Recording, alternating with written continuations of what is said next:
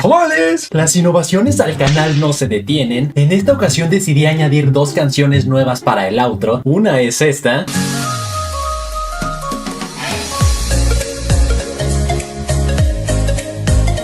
Y la otra es esta.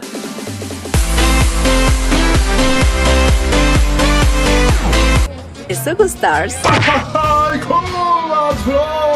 Han salido a la luz nuevas escenas eliminadas de Agatha All Along, gracias a las cuales tenemos un mejor vistazo al traje de Billy Maximoff, el cual vemos que está lleno de runas de protección como las vistas en WandaVision, o sea, símbolos mágicos que se colocan en un espacio cerrado con el propósito de que nadie pueda usar magia más que el ser que las colocó. Y como quedó más que claro que Billy estudió magia y brujería durante mucho tiempo, seguramente por ello le surgió la idea de colocar runas en su traje para así estar más protegido. Y sí, sé que muchos dirán que esa estrategia es tremenda boludez, ya que aún así tanto Agatha como Río Vidal pudieron atacarlo sin problema.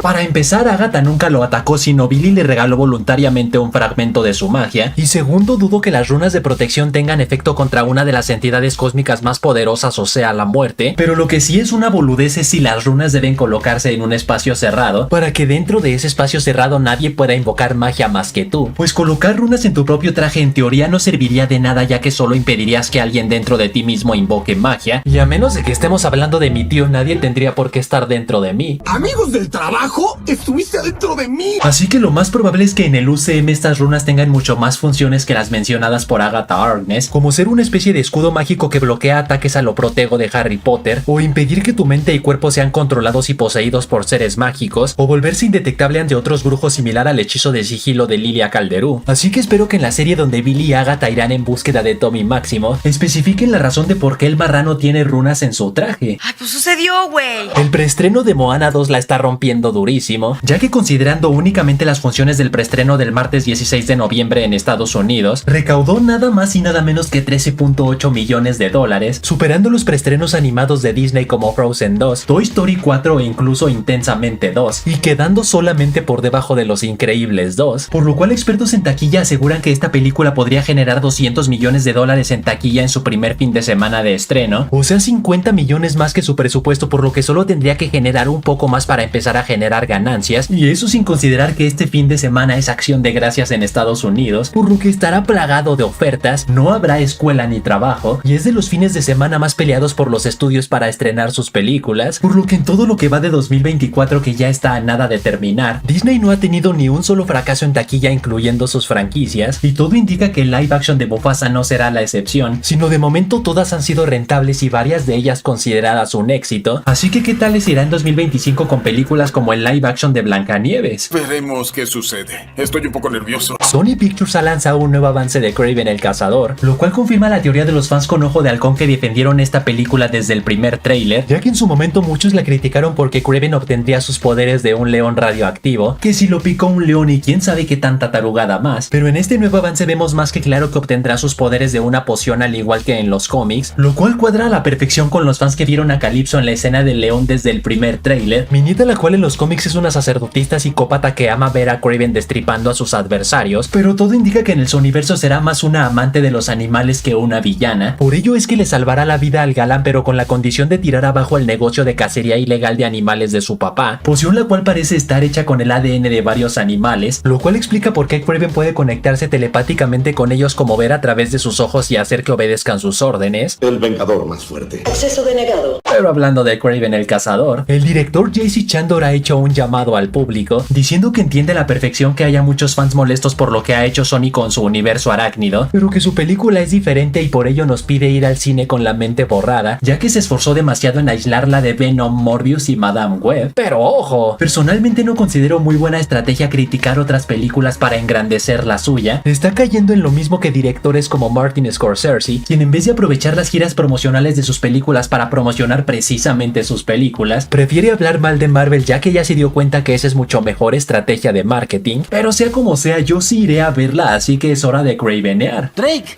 ¿qué tal la película? Muy tonta. Me encantó.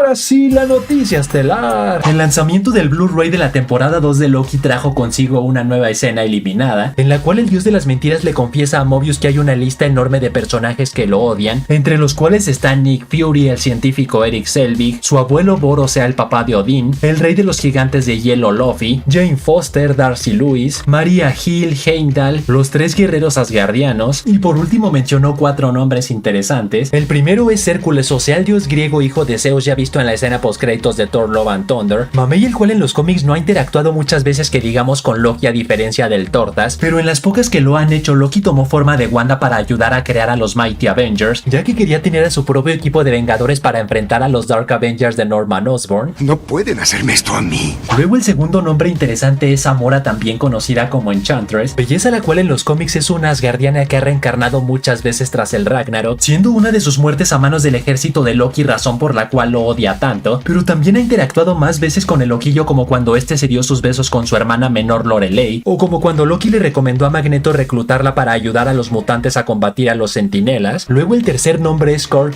también conocido como Absorbing Man, cerdo el cual en los cómics era un preso común y corriente, hasta que un día Loki hechizó su agua dándole la habilidad de convertir su cuerpo en el material de todo lo que toque, como fue el caso de Metal Uru cuando tocó el Mjolnir de Thor para enfrentarlo, y de hecho ya vimos a una de sus variantes en la serie Agents of S.H.I.E.L.D., donde obtuvo ese mismo poder pero gracias a una cámara de infusión de partículas, por lo que a pesar de que muchos tienen la esperanza de que esta serie es canon en Tierra 616 del UCM, el hecho de Loki haber mencionado que Absorbing Man lo odia con todo su ser, seguramente es debido a que la variante de Tierra 616 también obtuvo sus poderes gracias a su magia asgardiana, y por lo tanto no tiene nada que ver con el de Agents of S.H.I.E.L.D., y qué bueno porque la variante de esta serie murió a manos del ex coronel Glenn Talbot. ¡Estúpido llorón! ¡Bueno para nada! Y el último de los nombres interesantes es nada más y nada menos que Donald Blake, tarugo el cual en los cómics es la identidad que tomó Thor cuando fue desterrado de Asgard por Odín, ya que al Thor ser un egocéntrico y narcisista y su papá quererle dar una lección de humildad, le borró su memoria, le cambió su apariencia física y lo envió a la Tierra haciéndolo creer llamarse Donald Blake, o sea algo muy similar a la trama de Thor 1 pero omitiendo la parte de cambiar su identidad, destierro el cual rindió frutos ya que se graduó como médico cirujano, tiempo durante el cual se dedicó a cuidar enfermos y moribundos, se enamoró de su enfermera Jane Foster, e identidad la cual tuvo durante 10 años hasta que Odín consideró que Thor ya había aprendido la lección. El problema es que tiempo más tarde Thor descubrió que Donald Blake en verdad sí existía, y el desgraciado de su papá lo tenía congelado en una cueva para poder darle su identidad a Thor, inútil el cual al descongelarlo y enterarse que Thor le robó su vida durante 10 años, obviamente se enfureció contra los asgardianos y arremetió contra ellos, usando a su favor su conexión con Thor para robar su cuerpo y tener 2 personalidades estilo Bruce Banner y Hulk, por lo cual a Loki no le quedó de otra más que encadenarlo bajo tierra, lugar en el cual se encontró con un simbionte y a partir de ahí fue conocido como la serpiente. ¡Ay, pero qué pinche mierda fue eso! Y ojo, como dato curioso, Donald Blake sí existe en el UCM, ya que en Thor 1 Jane Foster le prestó a Thor una playera que le pertenecía a su exnovio, el cual se llamaba precisamente Donald Blake, por lo que al esto confirmar que su identidad no fue robada por Odín para dársela a Thor, y por lo tanto Donald no tener motivo para odiar a los asgardianos, estaría interesante saber por qué sí odia a Loki, aunque a su vez no olvidemos que las escenas eliminadas no se consideran canon, por lo que nunca lo sabremos. Nunca lo sabremos.